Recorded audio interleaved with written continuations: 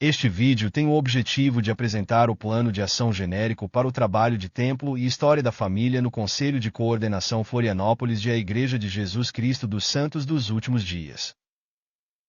Embora o vídeo criado tenha sido baseado nos princípios da Igreja, ele não representa uma posição oficial ou declaração formal da instituição. Seu conteúdo reflete uma interpretação pessoal dos ensinamentos e valores, exclusivamente para fins didáticos. Para informações oficiais, recomendamos consultar os canais e publicações autorizadas da Igreja. A quem interessa esse vídeo?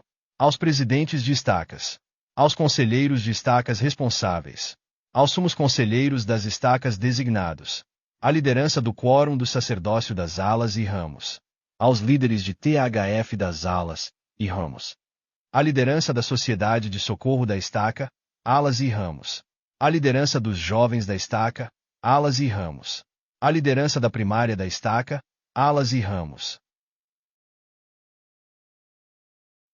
Do que se trata este plano de ação? Vamos citar primeiramente a Escritura em que o Senhor Jeová revela a Isaías a sua vontade, em relação à coligação de Israel. Por um momento te deixei, porém com grandes misericórdia te recolherei. A primeira frase se refere à dispersão das tribos de Israel pelo mundo. A segunda se refere aos dias de hoje em que Isaías viu todo o trabalho de templo e obra missionária que está sendo realizado. É uma grande bênção para nós participarmos do cumprimento desta profecia. Agora uma citação do presidente Russell M. Nelson em seu discurso na Conferência Geral de outubro de 2019. O templo é o objeto de toda atividade e toda realização na igreja. Todos os nossos esforços de ministrar, proclamar o Evangelho, aperfeiçoar os santos e redimir os mortos convergem no Templo Santo. Então temos nosso objetivo geral, nesse trabalho, que é ajudar os filhos do Pai Celestial a se aproximarem dele através da frequência à sua casa santa, fazerem os convênios e receberem as bênçãos advindas do trabalho no templo. E mais especificamente temos dois objetivos distintos que são: primeiro, ajudar os irmãos e irmãs a se familiarizarem ainda mais com o trabalho de história da família e salvar seus antepassados. Segundo, incentivar todos os irmãos e irmãs a obterem e manterem ativa uma recomendação para entrar no Templo Santo. Por que isso é importante? Nesta época vivemos num mundo em que somos constantemente bombardeados por muitos desafios que descarregam nossas energias espirituais. Isso faz parte desta vida e nos tornam pessoas melhores à medida que sobrepujamos essas dificuldades. Precisamos de um local que seja nosso refúgio, que reabasteça nossa espiritualidade e nos deixe mais fortes. Um local onde possamos alimentar nossa esperança.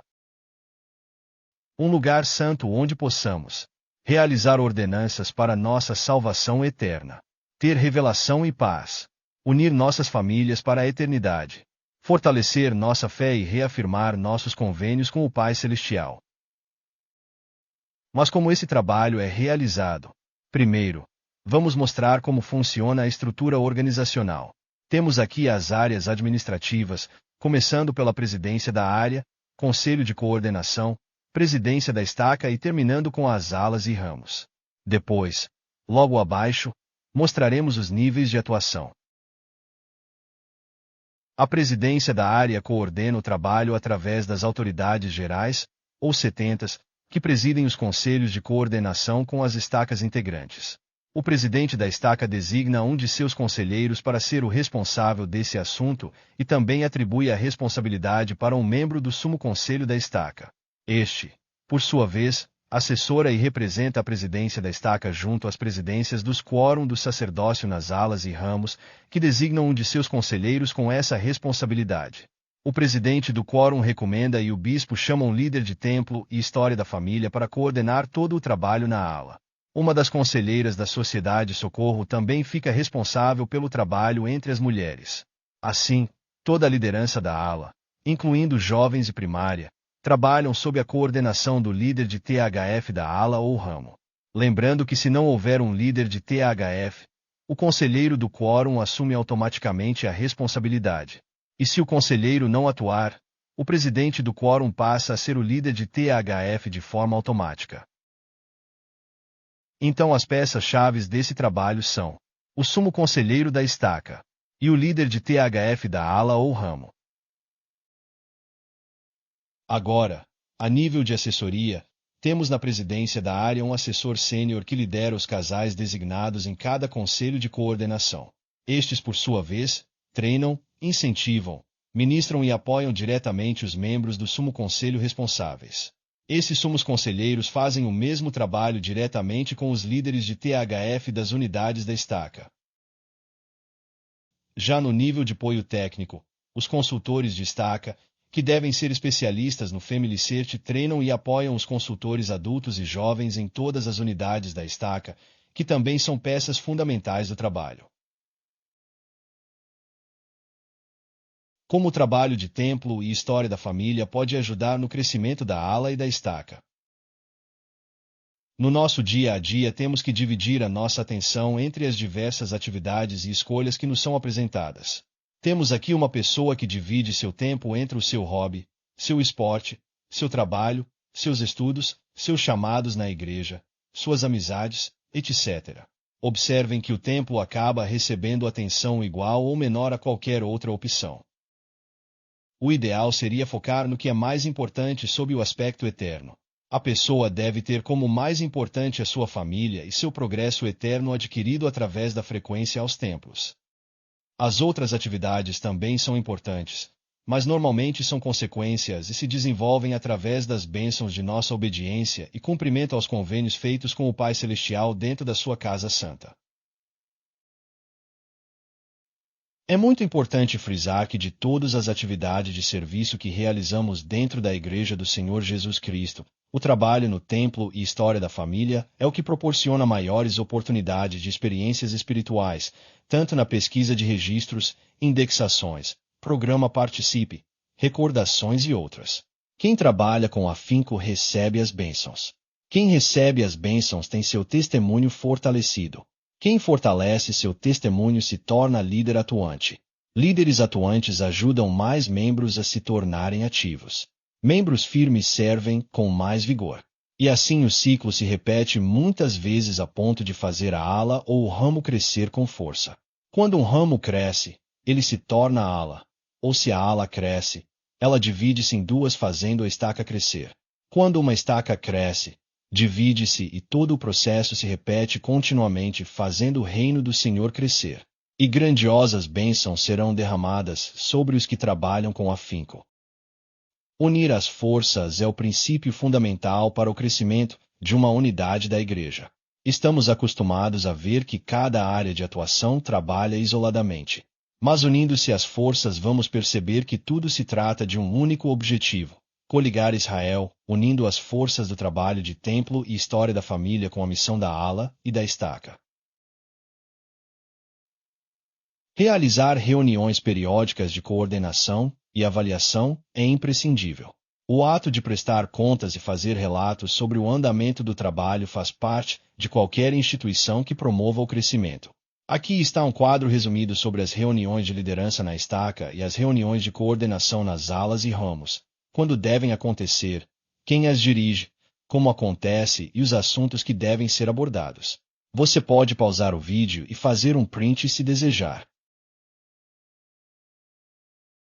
A fim de evitar retrabalho e manter o controle eficiente, deve-se usar uma planilha, impressa, manuscrita ou online, para anotar quais pessoas já cumpriram no ano, o desafio de compartilhar nome de antepassado com o templo ou imprimiram um cartão de ordenança. Também para anotar dados de pessoas que não têm habilidade com a tecnologia digital ou não têm acesso a dispositivos eletrônicos. Salientamos que o acesso a essa planilha deve ser restrito somente às pessoas envolvidas diretamente com o trabalho. Agora vamos falar sobre números. Observem este dado importante. Notem que hoje temos 367 templos funcionando, em fase de construção ou já anunciados. Vejam que 187 desses templos foram anunciados pelo presidente Nelson em apenas 7 anos, representando mais de 50% entre todos os templos na história da Igreja. Agora neste gráfico a quantidade de templos anunciados pelo presidente em comparação com o anúncio de templos por profetas de outras épocas. Por que será que o presidente Nelson está acelerando esta obra? Para acompanhar essa aceleração do presidente Nelson, definimos essas duas metas. Pessoas imprimindo cartões de ordenanças ainda não compartilhadas com o templo ou pessoas compartilhando nomes de antepassados com o templo. Recomendações ativas para o templo. Na primeira temos o número de 600 pessoas por estaca.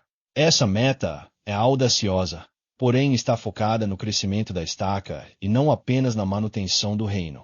A segunda é uma meta que já foi definida pelos bispos e presidentes de ramo, que passaram para a presidência da estaca que encaminhou o somatório para a presidência da área. Cada estaca tem uma meta diferente. Quem são as pessoas-alvo desse trabalho grandioso? Inicialmente, toda a liderança da estaca, alas e ramos deve cumprir esse desafio de imprimir cartões de ordenança ou compartilhar nomes de antepassado e ter uma recomendação ativa para ir ao templo já nos primeiros dias do ano do desafio. Afinal, é dando bom exemplo que se lidera. Depois, os membros recém-conversos devem receber ajuda para iniciarem suas árvores familiares, imprimindo cartões de ordenanças com nomes de antepassado e já planejarem a sua ida ao templo. Num esforço conjunto com o líder da missão da ala, imediatamente, no primeiro mês após o batismo. Os jovens são nativos digitais e, portanto, poderão se tornar excelentes consultores. Os adultos solteiros têm grande oportunidade de servirem como líderes nesse trabalho ou como consultores adultos. O trabalho deles é essencial. As crianças acima de 8 anos possuem grande força de vontade e, por isso, podem contribuir com o desenvolvimento do trabalho. Uma forma de fazer as unidades da estaca se desenvolverem é buscar por membros inativos. O assunto de genealogia tem sido de muito interesse para essas pessoas e também para os que estão conhecendo o Evangelho. Podemos resumir que todos os membros, exceto crianças menores de 8 anos, podem ajudar a acelerar o trabalho de salvação dos antepassados no outro lado do véu. Para encerrar, vamos ler duas citações sobre o trabalho de templo e história da família. O elder Dallin H. Oaks disse: Nosso objetivo não é forçar todos a fazer tudo, mas incentivar todos a fazerem algo. O presidente Nelson disse: Meus queridos irmãos e irmãs, esta é a minha promessa. Nada vai ajudá-los mais a agarrar-se à barra de ferro do que adorar no templo com a frequência que suas circunstâncias permitirem. Nada vai protegê-los mais ao se defrontarem com as névoas de escuridão do mundo. Nada vai fortalecer mais seu testemunho de Jesus Cristo e sua expiação, ou ajudá-los a compreender melhor o magnífico plano de Deus. Nada vai acalmar mais seu espírito durante os momentos de dor. Nada abrirá mais os céus. Nada.